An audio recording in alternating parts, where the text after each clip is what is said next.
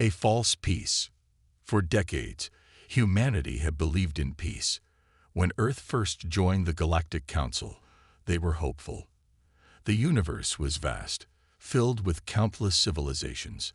There were dangers, yes, but also opportunities.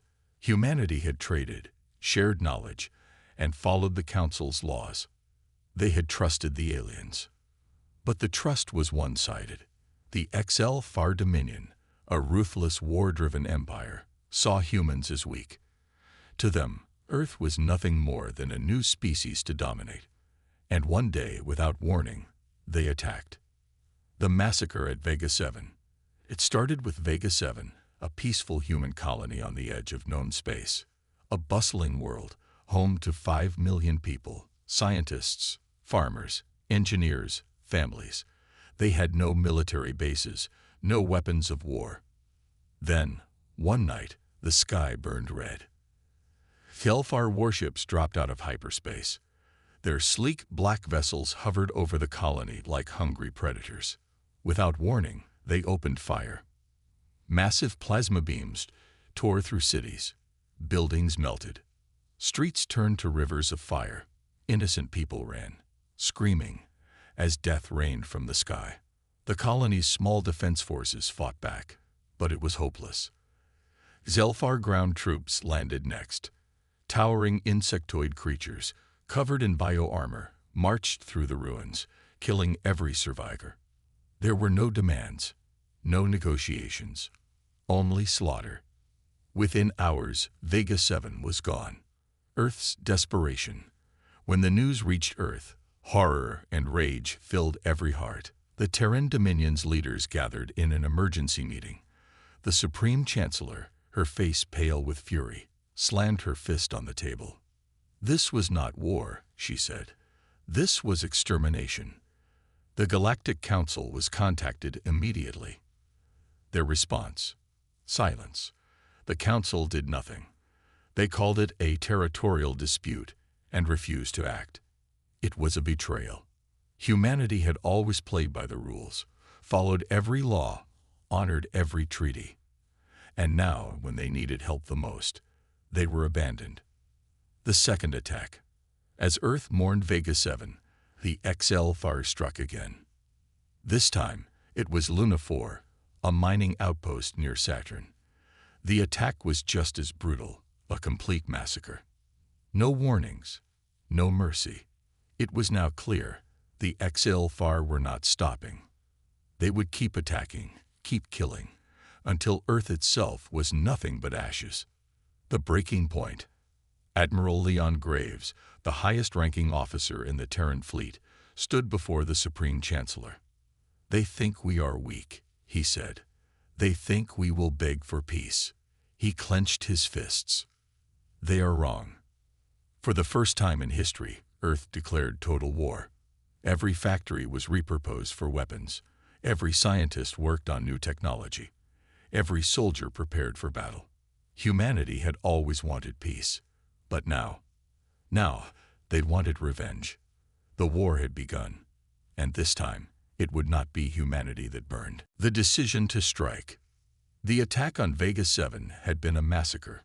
The destruction of Luna 4 had proven the HFY weren't stopping. Earth had begged the Galactic Council for justice, but their pleas were ignored. The Council's message was clear. You are on your own. So be it. In a secret underground war room beneath Unity Station, the Supreme Chancellor stood before the leaders of Earth's military. Holographic displays showed HFY fleet movements, enemy outposts, and human defense positions. The room was silent. Everyone knew the truth. The HFY didn't want a war. They wanted extermination. Admiral Leon Graves spoke first. His voice was cold, calculated. "They believe we are weak," he said. "They think we will run, that we will hide." His gaze swept across the room. They are wrong. Operation Black Dawn. The first step was to strike back, hard, fast, and without mercy. The target. A major HFY supply depot orbiting the gas giant Korath 5. It was a critical logistics hub, providing fuel and weapons for the next wave of attacks against Earth. If it fell, the HFY war machine would slow down. The plan was named Operation Black Dawn, a lightning-fast hit-and-run attack. It would be humanity's first act of war. The assault begins. At exactly 300 hours, the human fleet dropped out of hyperspace near Korath 5. 5 stealth cruisers, invisible to enemy sensors, moved into position. Behind them, 24 warships armed with railguns, plasma torpedoes, and AI-controlled drone fighters waited for the signal. On board the TDS Vengeance, Admiral Graves watched the enemy station on the main screen. His orders were simple. No survivors. The first shot. A single railgun slug was the first shot humanity fired in the war. It tore through the HFY station's outer hull at 3 times the speed of sound, exploding a fuel depot in seconds. Then, all hell broke loose. Human warships surged forward, weapons blazing. The HFY, caught completely off guard, scrambled to respond. Their defenses activated, but it was too late. The stealth cruisers launched cyber warfare drones, hacking into the enemy's systems. Their shields flickered. Their communications went dark. Humanity had learned from their exile. They didn't just attack with guns. They attacked with intelligence. HFY ships, confused and uncoordinated, tried to retreat. But humanity didn't allow it. Plasma lances burned through enemy warships. Railgun slugs shattered their engines. AI-controlled bombers hunted down survivors. In less than 20 minutes, the HFY station was a floating graveyard. The Terran fleet didn't lose a single ship. A message to the HFY. Before leaving, the humans did something that had never been done before in galactic warfare. They hacked into the HFY communication network and sent a message directly to their high command. A simple video. The Supreme Chancellor stood in front of the wreckage of their supply base. Her face was calm, but her voice was ice-cold. "You attacked first." She paused. "But now we are coming for you." The transmission ended. The galaxy reacts. News of the first human victory spread like wildfire. For the first time, the HFY felt something they had never experienced before. Fear. The Galactic Council, which had ignored humanity's cries for help, now watched in shock. They had expected Earth to fall. Instead, humanity had just declared war, and they were winning. The real fight was only beginning. The HFY's revenge. The destruction of their Korath 5 supply depot had stunned the HFY Dominion. They had believed humanity to be weak, just another species to dominate. But now, their war machine had been crippled, their fleet humiliated. The High Command was furious. They did not just want to win the war. They wanted vengeance. And so, they planned a full-scale invasion of the Sol system. The fleet arrives. Less than a month after Operation Black Dawn, a massive HFY war fleet dropped out of hyperspace at the edge of the Sol system. It was the largest invasion force ever assembled against humanity. Hundreds of warships, battlecruisers, dreadnoughts, carriers filled with bioengineered shock troops moved toward Earth. Their plan was simple. Overwhelm Sol's defenses. Bombard Earth from orbit. Wipe out humanity. Earth stands alone. The Terran Dominion had no allies. The Galactic Council still refused to interfere. They were afraid. They believed Earth would fall. But they had underestimated humanity. Earth was ready. The ambush at Jupiter. The HFY fleet expected little resistance. Instead, they ran into Admiral Leon Graves' trap. As the HFY armada passed near Jupiter, dozens of stealth battleships hidden in the gas giant's radiation belts suddenly uncloaked. Without warning, humanity struck first. Railguns, plasma torpedoes, and EMP blasts ripped through the enemy's vanguard. Several HFY warships exploded before they could react. For the first time, they were the ones caught off guard. The battle for Mars. But the HFY were too many. Despite the ambush, most of their fleet pushed past Jupiter and headed toward Mars, humanity's largest military outpost. The battle above Mars was brutal. Orbital defense platforms fired railgun rounds the size of cars. AI-controlled drone swarms tore through enemy fighters. Human warships fought in tight formations, moving faster than the HFY had ever seen. For hours, space burned with the wreckage of both fleets. But the HFY had more ships. They kept coming. Eventually, Mars' defenses were overwhelmed. The colony was left in ruins. The HFY fleet moved forward. Earth was next. The last stand at Earth. The final battle took place above Earth itself. Every remaining Terran warship gathered for the final stand. Earth's orbital stations, planetary defense cannons, and hidden weapons platforms powered up. Admiral Graves stood on the bridge of the TDS Vengeance and sent out a message to every human soldier. We are the last line of defense. If we fall, humanity falls. Fight like hell. And then, the HFY arrived. They opened fire with planet-cracking plasma cannons, trying to break Earth's defenses. But humanity was smarter. Using advanced AI targeting, the Terran fleet dodged enemy barrages, returning fire with precision. Kinetic rods from orbital platforms fell like meteors onto enemy ships. For every Terran ship that fell, 3 HFY warships were destroyed. The battle lasted for 36 straight hours. And in the end, humanity stood victorious. The HFY's worst nightmare. The HFY fleet was annihilated. Thousands of their ships lay in ruins.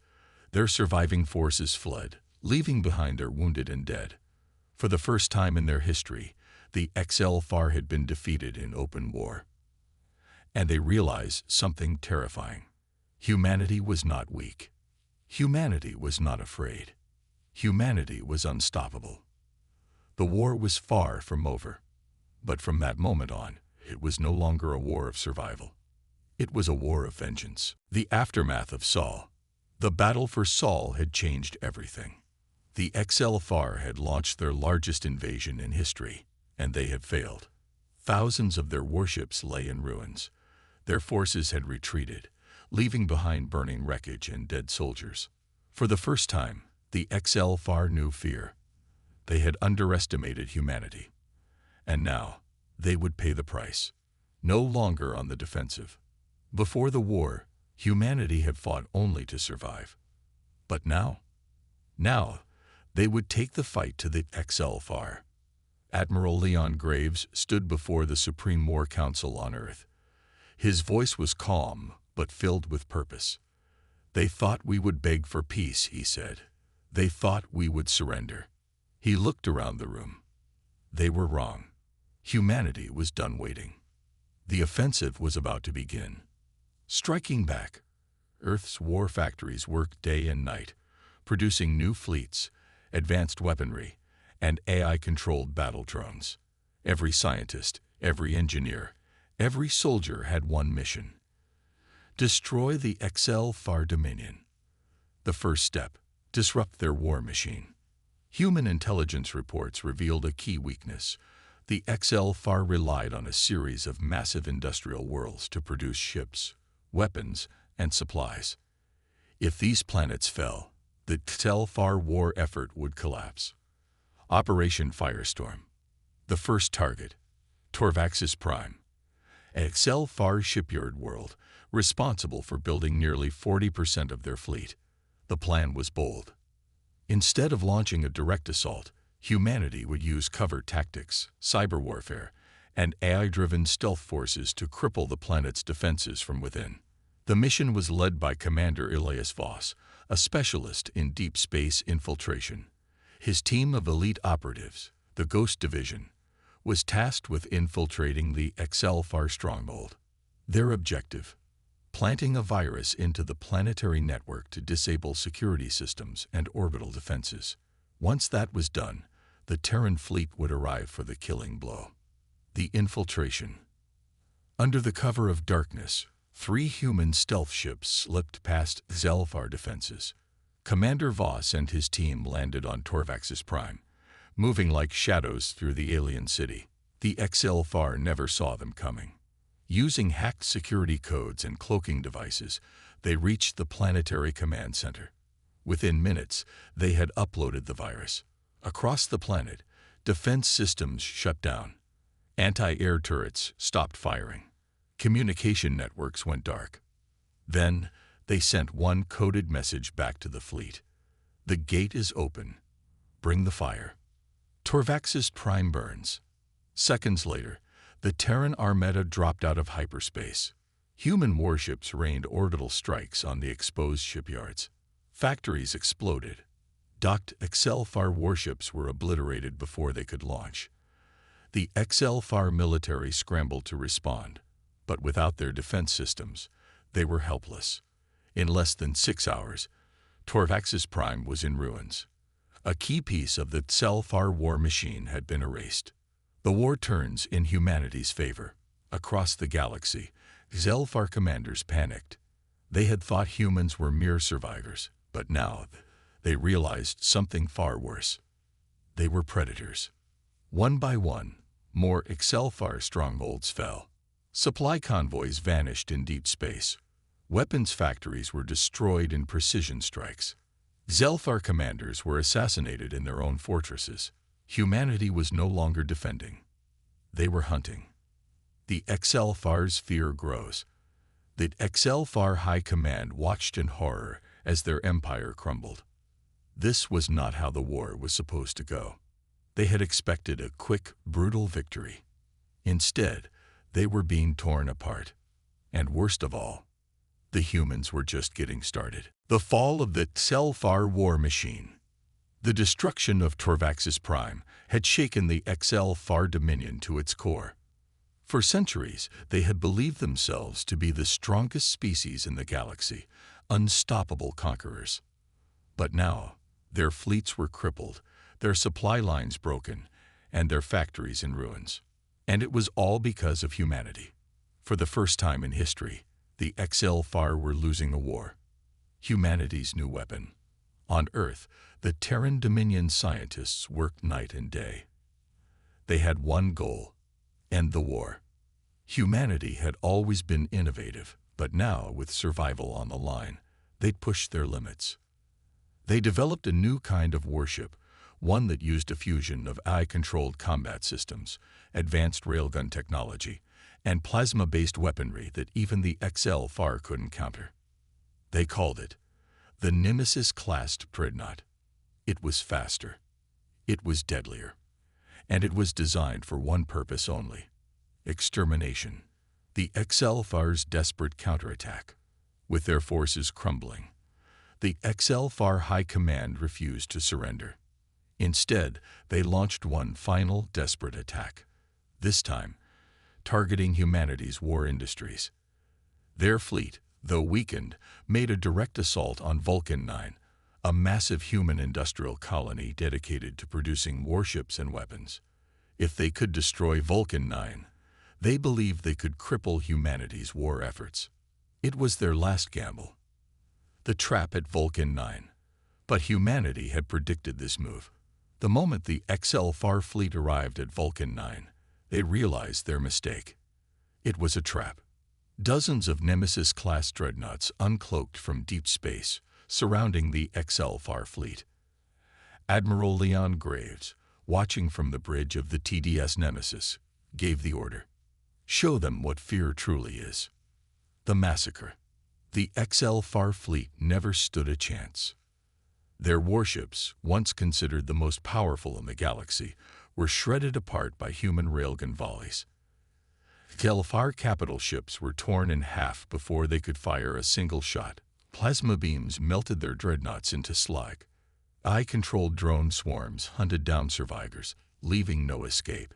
In less than 2 hours, the entire XLFAR fleet was wiped out. The war was over, almost.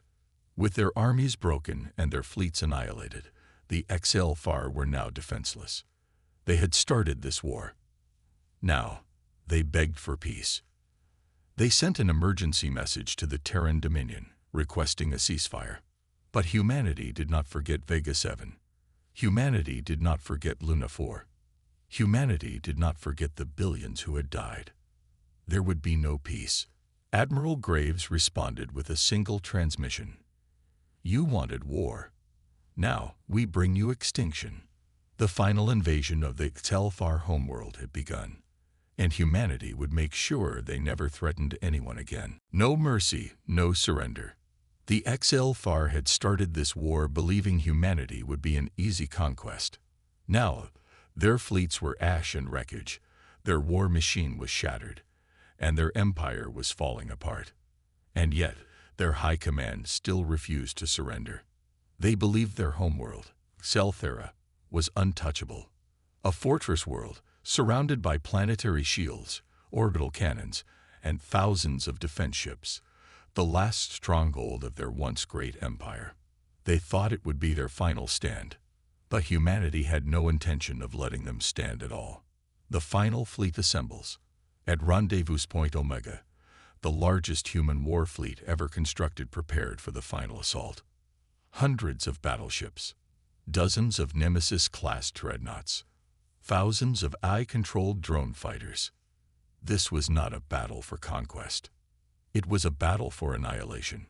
Admiral Leon Graves stood aboard the TDS Nemesis, looking at the holographic display of Selthera. This is where it ends, he said. They showed us no mercy. We will return the favor. The fleet jumped into hyperspace, and the last battle of the war had begun. Breaking the fortress. The Telfar homeworld's defenses were legendary. The moment humanity's fleet dropped out of hyperspace, the skies of Selthera lit up with plasma fire. Massive planetary cannons, capable of cracking moons, fired into space. Orbital stations launched thousands of Selthar warships in a desperate attempt to hold the line.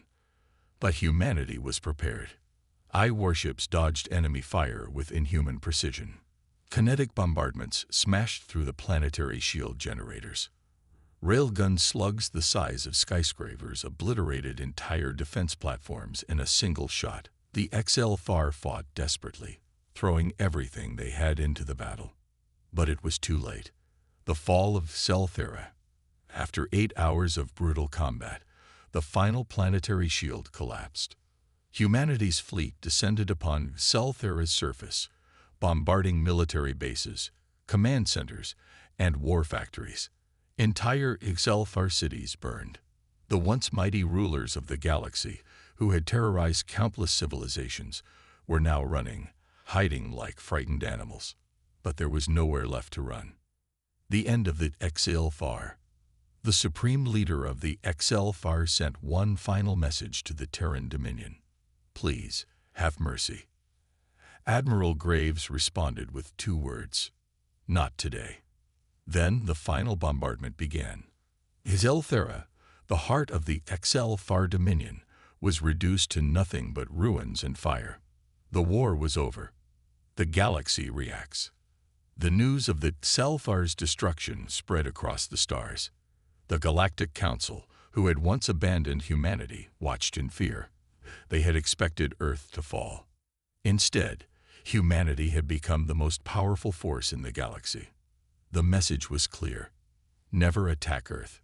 Never threaten humanity, or suffer the same fate as the Exelfar. Humanity's future. As the Terran fleet left the ruins of Selthera, a new age had begun. Humanity was no longer a species fighting for survival. Now, they were the apex predators of the galaxy, and the stars would never forget the day when humanity unleashed its fury. The war was over, but humanity had changed. The Exelfar Dominion was gone. Their homeworld, Xelthera, was a wasteland of fire and ruins. Once, they had ruled the stars, believing themselves invincible. Now, they were extinct. Humanity had won. But victory came with a price. The galaxy watches in fear. News of the Telfar's destruction spread like wildfire. The Galactic Council, once arrogant and dismissive of humanity, now trembled at their power. Other empires sent messages of diplomacy and friendship, hoping to avoid Earth's wrath. They had ignored humanity before, They had left them to die. Now they begged for alliances. The debate on Earth.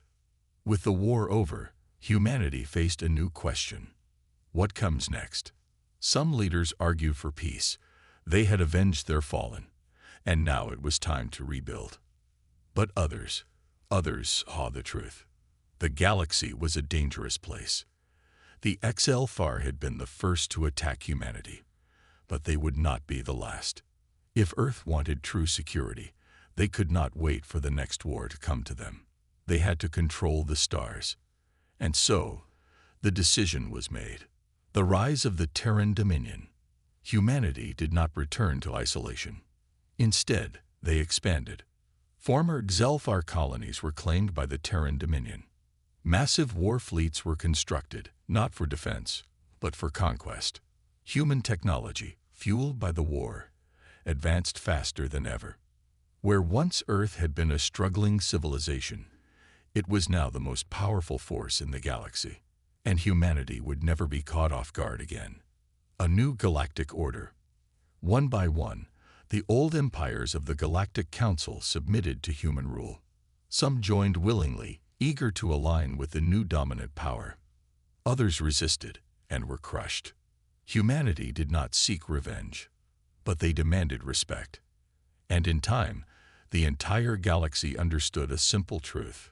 The era of the HFY was over. The age of humanity had begun. The final message. Admiral Leon Graves, now Supreme Commander of the Terran Dominion, stood before the assembled leaders of the galaxy. His words echoed through the stars. We did not start this war, but we finished it. He looked around the room, his eyes cold. Let this be a warning. We will not be threatened. We will not be conquered. And we will never be weak again. A silence fell over the chamber. Everyone understood. Humanity had survived. Humanity had won. And now, humanity ruled. The end, or the beginning. The war was over, but humanity's story had just begun. What would they become? A force of order and protection, or a new empire of conquest and domination? Only time would tell. But one thing was certain. Humanity was unstoppable.